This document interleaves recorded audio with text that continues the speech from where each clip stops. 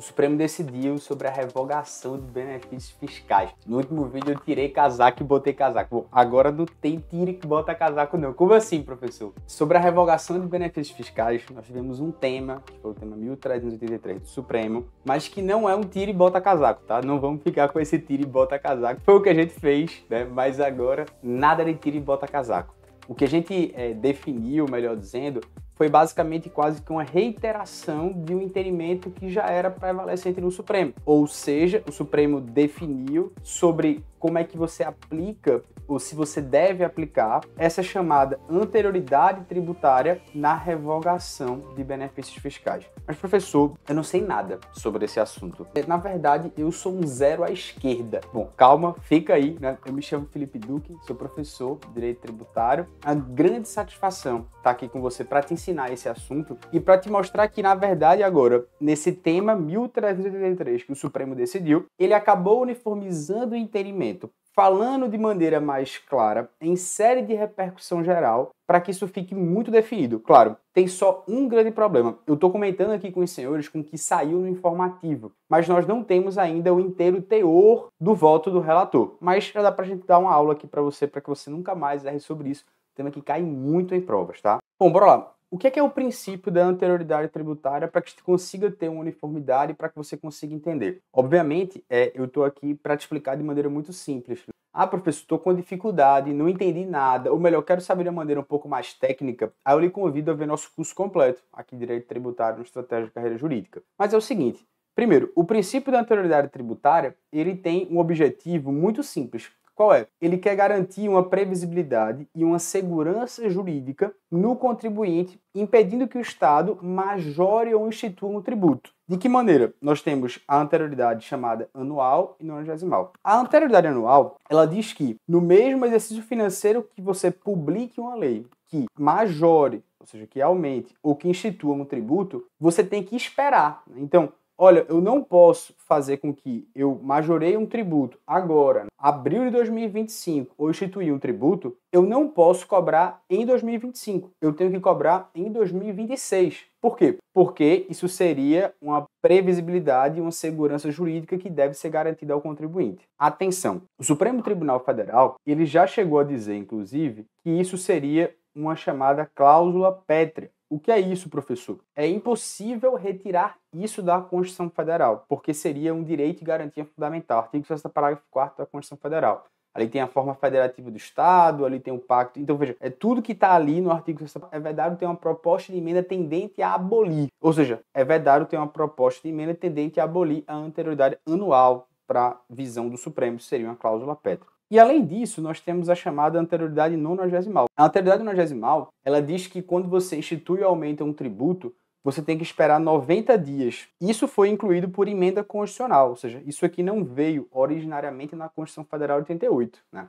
A Constituição Federal de 88, ela trouxe a anterioridade anual. Depois o pessoal olhou e falou assim, poxa, que tal a gente melhorar isso aqui, implementar? Porque estava tendo muita lei, né, de véspera de ano novo, isso era bem comum no nosso país, né? Que aí o cara aumentava no dia 29 de dezembro, sabe? E aí, veja, se uma lei é majora ou instituída 29 de dezembro, ela pode ser cobrada já em 2026 porque ela obedeceu a anterioridade anual. Então, a anterioridade nonagesimal, ela veio para impedir, de certo modo, essas leis de véspera de ano novo, né, de Réveillon, que é quando você tá ali curtindo do nada, olha, vai aumentar ano que vem. Que ano que vem quando? Amanhã, né, que é 2 dias. Então, basicamente, essa seria a lógica. Proteger mais o contribuinte, beleza? Show de bola. Quando você interpreta a Constituição Federal, o que você interpreta é majorar ou instituir. Entretanto, e aí fazendo um aprofundamento, um plus, a jurisprudência do Supremo, ela começou a evoluir quanto ao que significa essa anterioridade, essa proteção. O Supremo começou a fazer isso aqui, ó.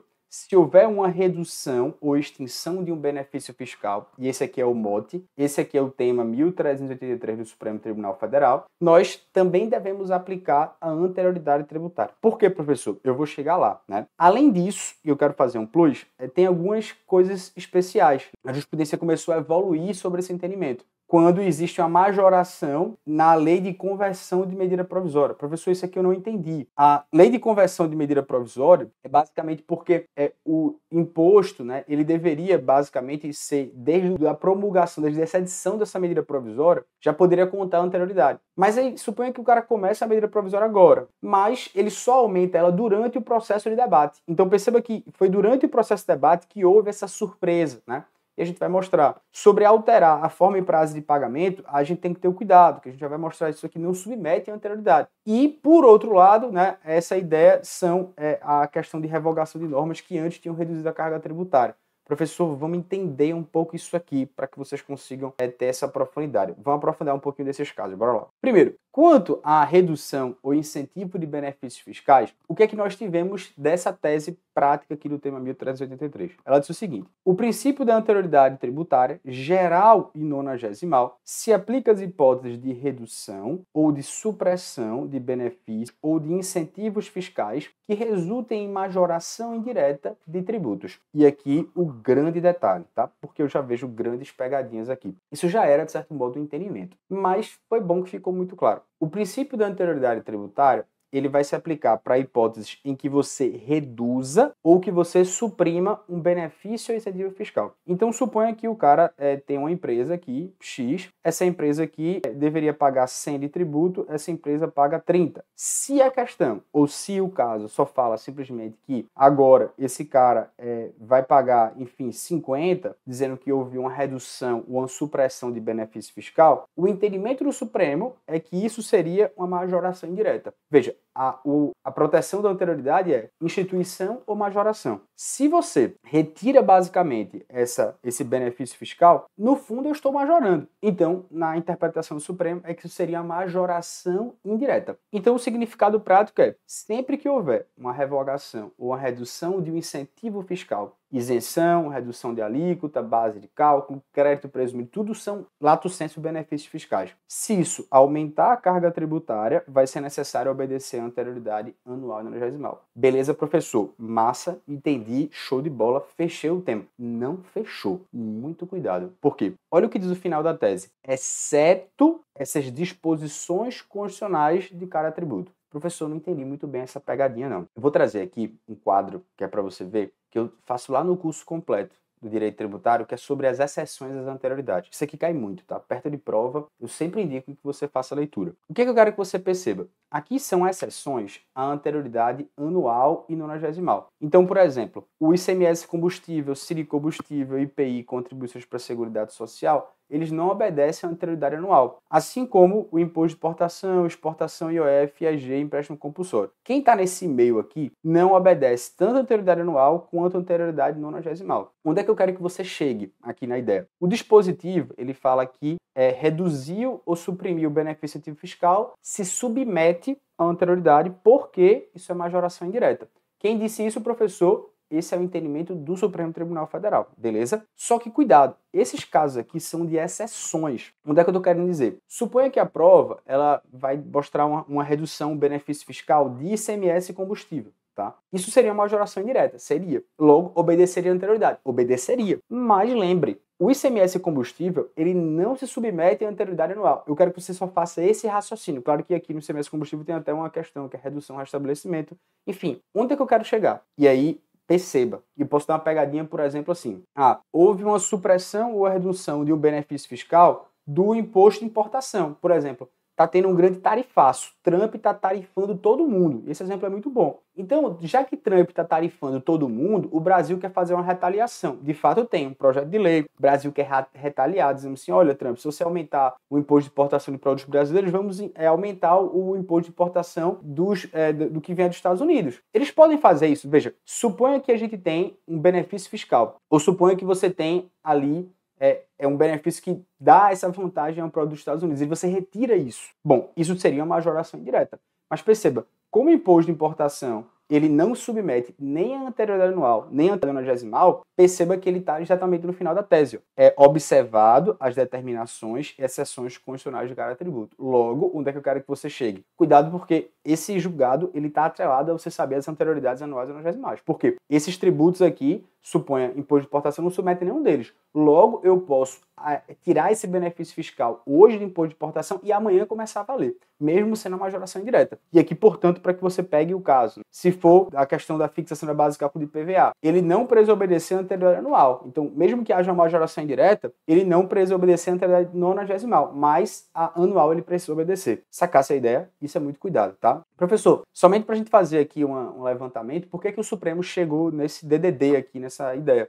O Supremo, desde 2014, ele começou a flertar com esse entendimento. Quando ele supera essa questão dos benefícios fiscais, dizendo, olha, se eu revogar uma isenção, eu acho que tem que obedecer um prazo para começar. E aí ele julga o caso do Reintegra, que é um benefício fiscal no aspecto federal, e diz que seria a majoração indireta, julga um caso de ICMS. Veja que a maioria dos casos julgados em sede de controle difuso. Apesar de a gente ter uma abstratização do controle difuso de constitucionalidade, nenhum julgado tem sido em tese de repercussão geral, em tese, enfim, como tema agora que foi feito. Então, o tema 1383, ele pacifica a jurisprudência. Ele traz de maneira muito clara, como destacou o ministro Barroso, olha, tem que ser entendido como majoração do tributo toda alteração ocorrida nos critérios quantitativos da regra matriz de incidência. A redução do benefício resulta na prática no aumento do tributo. Então, basicamente, o ministro Barroso disse, olha, se você está tirando o benefício fiscal, isso é majorar. Então, muito cuidado. Professor, aqueles apontamentos que eu fiz aos senhores, só para dar um petelecos aqui, senão você tem que ir para o curso completo. Lembrando aos senhores, a questão da medida provisória e o princípio da anterioridade. Regra geral, o prazo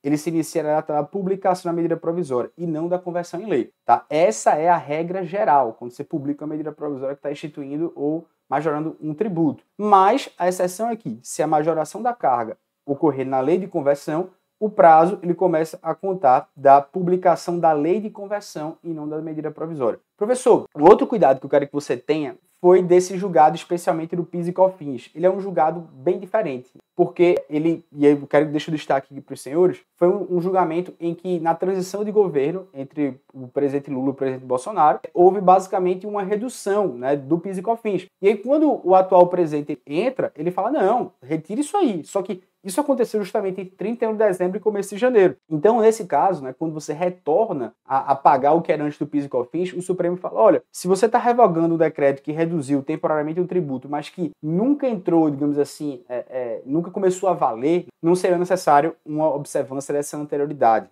porque é um retorno da carga tributária anterior que todo mundo já sabia. Somente aqui um destaque, mas que você pode aprofundar. Outro julgado, e é bem saber, a súmula vinculante 50, se você quer alterar o prazo de pagamento, não submete ao princípio da anterioridade tributária. E aí faço um quadrinho, só para ficar bem destacado aqui para vocês, lembrando a lógica, se você revoga uma isenção, basicamente você tem que obedecer sim o princípio da anterioridade. Se você reduz um benefício fiscal, basicamente você tem que obedecer a anterioridade. Se você revoga um desconto, e eu quero destacar isso aqui para vocês não errarem em prova, desconto não submete a isso, tá? Revogar um desconto, tradicionalmente na jurisprudência, você vou ver o inteiro teu se vai ter alguma coisa, você não precisa obedecer a anterioridade. Então, se você paga um boleto de público, se você pagar até tal data, tem um desconto. Se tirarem isso aí, não precisa obedecer a anterioridade. Depois eu trago a questão do prazo de pagamento, que não precisa respeitar a anterioridade. A majoração incluída só na lei de conversão da medida provisória precisa observar e conta da lei de conversão. E aqui também a majoração via decreto restabelecendo a alíquota. Beleza? Bom, esses são os destaques. Eu sei que de alguma maneira eu deixei vocês até um pouco confusos, mas o mais importante aqui é a gente ter a profundidade e saber da tese do Supremo. Ora, a tese do Supremo vai dizer: princípio da anterioridade tributária, agora já é nonagesimal, vai se aplicar a todas as hipóteses de redução ou supressão do benefício fiscal, exceto as hipóteses constitucionais. Se você gostou desse vídeo aqui, compartilha. Estou bem feliz de estar compartilhando esse tema com você. Isso aqui não vai cair em prova, não vai despencar. Isso aqui é só o filé da muriçoca mesmo. Vamos lá.